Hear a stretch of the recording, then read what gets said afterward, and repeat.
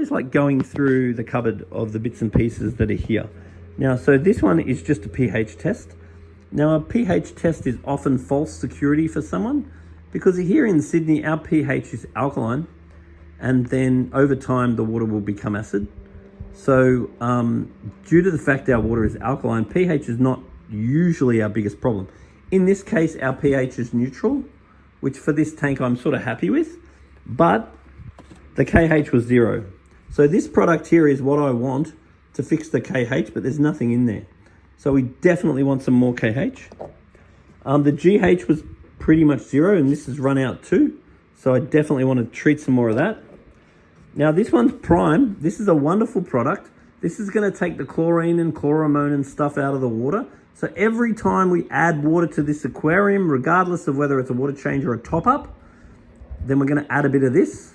And then if there is anything wrong with the aquarium, like increased ammonia or whatever, we can detoxify using this product. So this is a very good product. And then this one is your stability. Now I prefer this one's kept in the fridge once you open it, because the bacteria lasts a little bit longer if you keep it in the fridge once you open it. But this just helps to establish your good bacteria, which helps to stabilize your filter.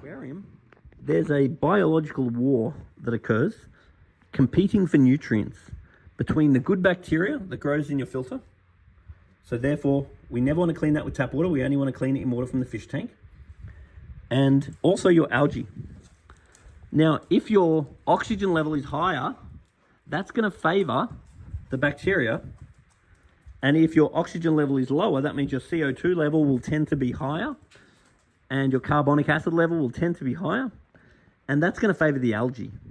So if you have good surface agitation, good dissolved oxygen level, therefore high redox potential, then you'll find that your tank stays way cleaner, and you'll find you get far less algae. So we only want this light on for sort of 6 to 8 hours a day. If you put too much light, then you tend to end up with extra algae. But the real plan is to ensure that our bacteria is beating our algae, and increasing redox potential and increasing dissolved oxygen level is how we will win that battle. Put some new filter material on the top here. Now, I really wouldn't want this there for longer than 1, if not 2 months, because what's going to happen is this is going to clog up pretty quickly. So normally I like to sell polyfilter. If I had any on me, I would have put polyfilter in. But what polyfilter will do is adsorb and absorb anything impure out of the water, and it clings the particles, not trap them. So in these situations, the polyfilter is really great because the water will pass freely through it, even when it's dirty.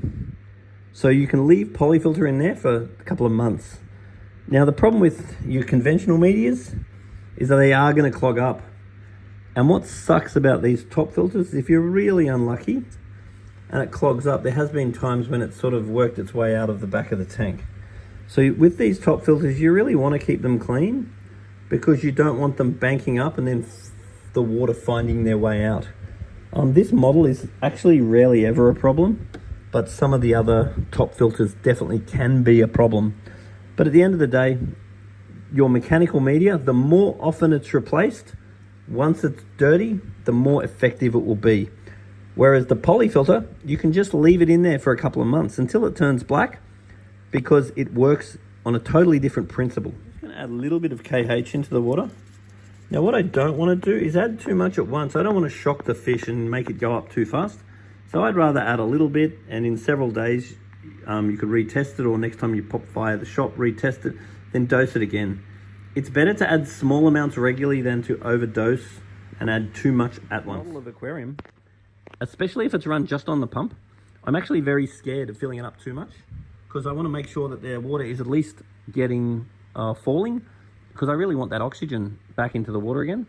So that's why I really want a second filter. Water out of this pump is pumping very nicely. But if over time you notice that reduce, then there's an impeller inside this pump that you could pull apart and give a clean. At the moment, this is pumping out very nicely. And I'd sort of rather it pump like that, because once again, I'm trying to maximize the amount of oxygen coming out of here. What is a little bit amazing with fish is their immune system. So basically, as I keep telling people, that the quality of your fish today is exactly equal to your water quality and your nutrients last month, and your water quality and your fish quality next month is exactly due to your water quality and nutrients now.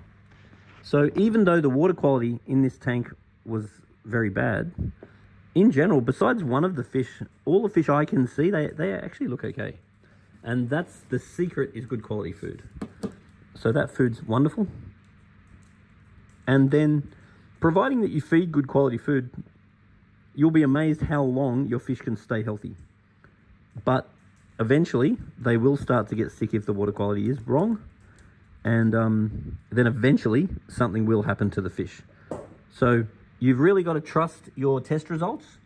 Don't trust what you see, because the fish have amazing immune systems, and the immune systems are designed to trick each other.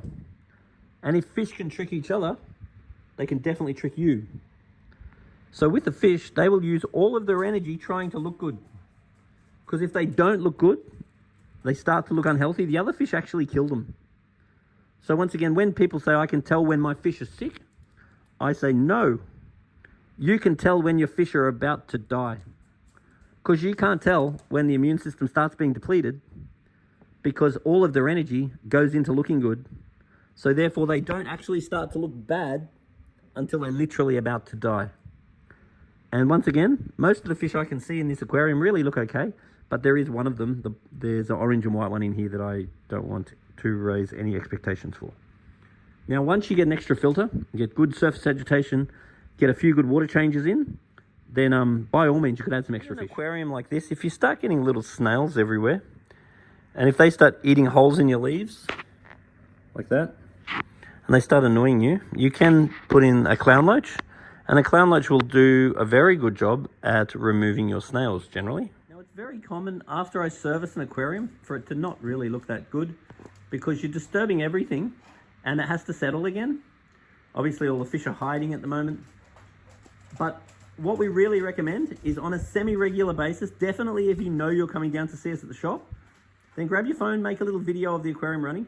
We want to see everything. We want to see what the filter's doing, we want to see what the fish are doing, we want to see all your bits and pieces, and then bring us a water sample and we'll test your water and we'll look at all the stuff you've got, including your fish food, and then we can advise you and we can point you in the right direction and make sure your tank is as enjoyable as possible.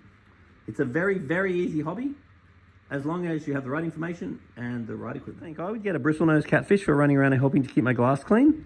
I would also try not to have the light on for longer than about 6 or 8 hours a day. And I would definitely get a Siamese algae eater, because they're really great for helping to eat the blackbeard algae which grows on the plants. The other thing you could consider is adding a little bit of Flourish Excel or Flourish Tabs for fertilizer, and that'll help green these plants up. And you could think about some Flourish Excel to help the liquid CO2 and help the plants flourish over the blackbeard algae that grows on them.